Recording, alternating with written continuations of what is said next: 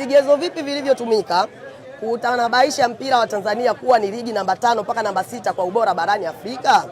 Kama viongozi wa bodi ya ligi wenyewe, viongozi wa TFF, wao ndio wanaosababisha mpira wetu kuweza kudorota kiasi hiki, alafu wewe unadai kwamba mpira wetu ni namba 4 kwa ubora barani Afrika. Ni vigezo vipi vilivyotumika? Kama mechi inaahirishwa pasipo muhusika mwenyewe kupewa taarifa, unaahirisha kwa matakwa yako, maana yake wameona Young Africans wanaimudu, na ndio maana hawakuwapa Young Africans taarifa ya kuahirisha mechi.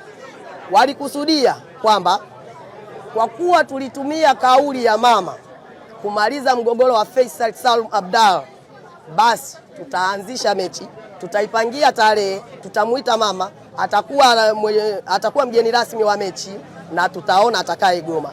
Swali, kuna sheria ipi ya mpira duniani inayoruhusu kiongozi yeyote kushiriki masuala ya michezo? Je, ikitokea taifa linafungiwa kushiriki michuano yoyote ile kama ilivyowatokea Kenya, Zimbabwe, tutakuwa na wakumlaumu?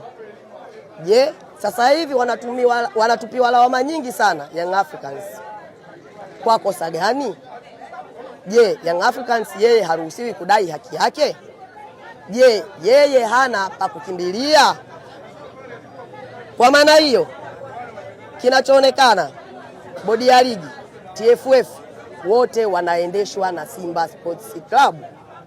Ndiyo maana GSM alivyofuatwa kudhamini ligi, aliyekataa